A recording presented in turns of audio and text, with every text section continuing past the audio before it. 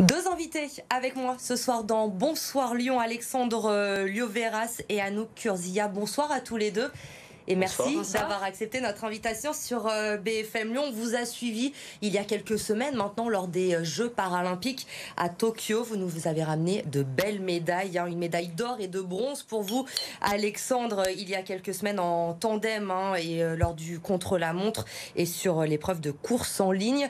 Une médaille de bronze également pour vous, Anouk, on le rappelle, au triathlon.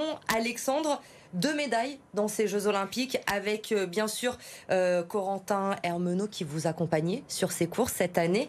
Racontez-nous, qu'avez-vous ressenti lors de ces Jeux Paralympiques? Alors c'était un petit peu fou ces Jeux Paralympiques, on a vécu le pire et le meilleur. On avait mal commencé sur la poursuite 4 km, on termine 4e et c'était l'épreuve où on avait tout misé au départ. Celle qu'on avait le plus travaillé et où on avait le plus de chances de performer. Donc c'était une grosse déception de finir 4e, on était loin du chrono qu'on espérait sur cette distance. Donc une grosse désillusion, les jours qui ont suivi ça a été très dur, on a douté parce qu'on se dit l'épreuve où on a le plus travaillé, on termine 4e, ça va être dur pour la suite. Et puis au final on s'est bien enlevé, on était allé chercher ce titre paralympique avec Corentin sur le contre-la-montre. Et ensuite terminer cette Paralympiade avec cette belle médaille de bronze sur la course. Donc, Vous ressentez quoi quand vous avez cette médaille autour du cou? C'est un rêve pour tout athlète évidemment de ramener une médaille des Jeux Paralympiques. Quel sentiment prédomine à ce moment-là? C'est exactement ça, c'est le rêve de tout sportif de haut niveau de décrocher une médaille aux Jeux. Et une médaille d'or, c'est encore plus magnifique. Donc quand on est sur le podium, on pense à toutes les galères qu'on a traversées, à la famille, à tous ceux qui nous ont aidés, tout le staff qui était sur place et tous ceux qui n'ont pas pu venir également pour ces Jeux qui se sont déroulés dans des conditions particulières. Bien Donc sûr. voilà, beaucoup d'émotions sur ce podium et c'était un grand moment qu'on a partagé avec mon coéquipier Corentin. Anouk, vous êtes médaillé de bronze donc en paratriathlon, 750 mètres de natation, 20 km de vélo, 5 km de course à pied. Je suis fatiguée, rien qu'à le dire, personnellement.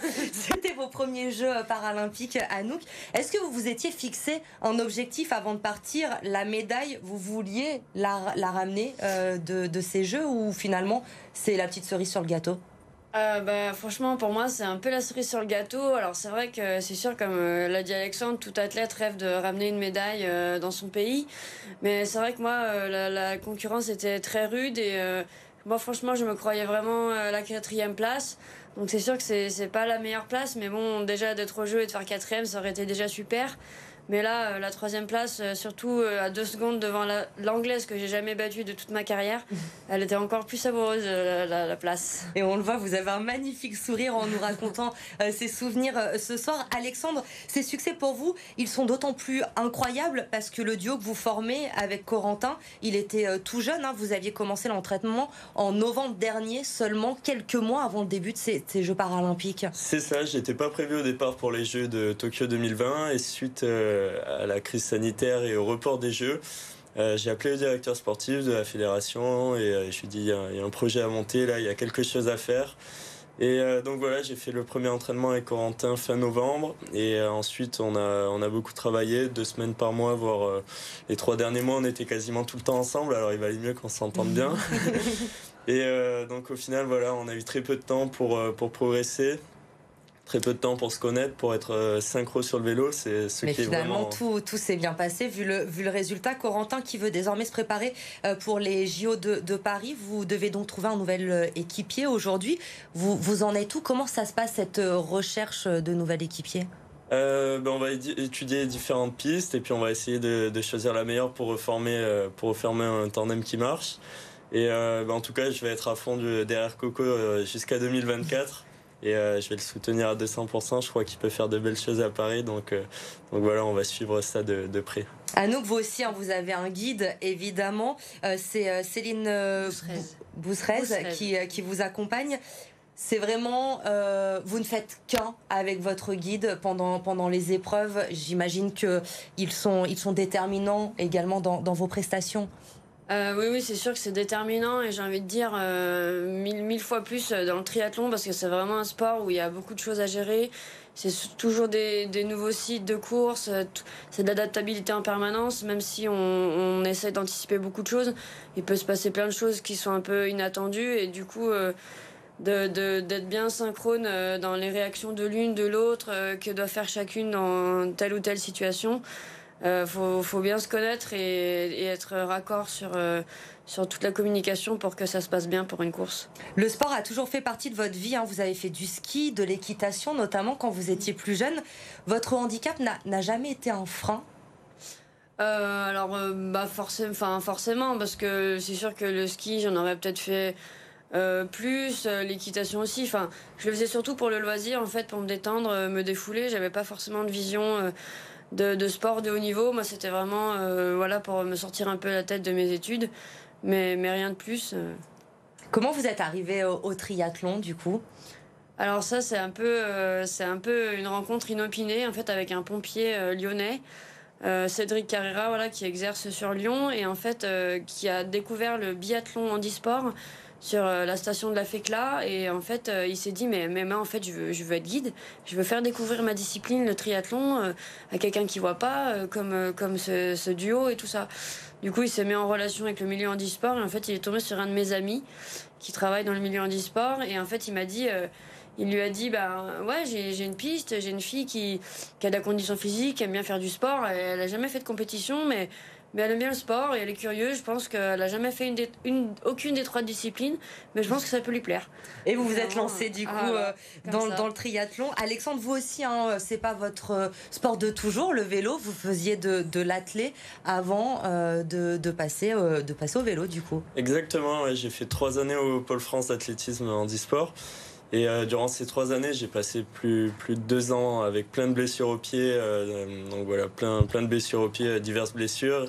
Et durant ma rééducation, j'ai découvert le cyclisme. J'ai pu faire un stage avec le pôle Espoir et Dorian Foulon, qui a été médaillé d'or au dernier Jeux paralympiques. Donc faire une semaine de stage avec un gars comme ça qui roulait bien, c'était super sympa. Et puis j'ai direct accroché avec ce sport, avec les sensations, l'adrénaline, la vitesse, tout ça, c'était le coup de cœur. Donc voilà, après je me suis lancé à 200% en 2018 dans le cyclisme. Et ça vous a réussi à tous les deux, puisque vous avez ces belles médailles autour du cou ce soir. Vous avez été reçu d'ailleurs à l'Élysée par le président de la République. C'était le 13 septembre dernier. Vous avez été fait chevalier de la Légion d'honneur. Ça doit être quand même quelque chose, non, de se retrouver à l'Élysée. C'est pas forcément... on ne connaît pas tout ça. Vous avez ressenti quoi tous les deux à ce moment-là ?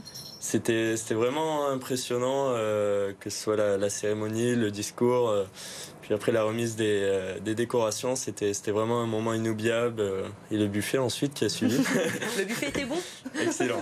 Oui, très bien. Non, c'est vrai que moi, pour ma part, en fait, avec tout ce que je vis là depuis le début des Jeux, voilà, en fait, je me dis que je me retrouve à des endroits que j'entends à la télé et à chaque fois je me dis non mais... les gens ils y vont mais moi j'irai jamais à l'Élysée, j'irai jamais aux Jeux, j'irai jamais ici ou là. Et en fait je m'y retrouve et je me dis même moi j'ai réussi à aller là où je pensais jamais aller. Donc c'est sûr que c'est impressionnant de se dire l'Élysée, de faire partie de la minorité de gens qui arrivent à aller à l'Élysée, qui ont l'ordre du mérite. C'est vrai que c'est impressionnant. Et comme quoi, quand on y croit, qu'on s'en donne les moyens, on y arrive à ses objectifs. Emmanuel Macron qui a mis un petit coup de pression à tous les athlètes présents. Les JO de Paris 2024, ça arrive très très vite. C'est dans 3 ans maintenant. J'imagine que pour vous aussi, c'est déjà dans un coin de votre tête, Anouk très certainement, pour faire mieux que cette médaille de bronze, et Alexandre pour conserver cette médaille d'or à la maison à Paris dans 3 ans. Exactement, ouais, ça va être très important, on va vraiment être attendu. Donc il faudra répondre présent, il y aura de la pression, mais ça va être juste énorme, je pense, avec tout le public français. On espère des Jeux avec un retour à la normale, plus de Covid, et voilà, ça va être un moment fantastique. Ça va être énorme ce qu'on va vivre, donc il faudra être présent. Anouk, la médaille d'or, vous allez aller la chercher ? Franchement, c'est sûr que ça fait trop envie. On se dit Paris, c'est 3 ans, c'est pas long, mais c'est pas non plus très court. Et c'est vrai que moi, je suis là, je suis encore je suis sur l'après-Tokyo, encore dans l'excitation, beaucoup de sollicitations, donc même pas encore eu trop de temps de me poser. Donc c'est vrai que là, je rêve de bien me poser et de bien réfléchir aussi si je m'engage à continuer ou pas. Il faudrait que j'arrive à beaucoup améliorer mes conditions d'entraînement, que du coup mes exigences augmentent un peu et j'aimerais que ça s'améliore parce que je trouve ça un peu trop contraignant pour moi. Donc voilà, on va dire que si tous les voyants se mettent au vert... vous serez à Paris dans 3 ans. Voilà, on va voir. On a hâte en tout cas de vous retrouver. Merci à tous les deux d'avoir été nos invités ce soir. C'était un plaisir de vous recevoir, donc nos médaillés paralympiques aux Jeux de Tokyo cet été.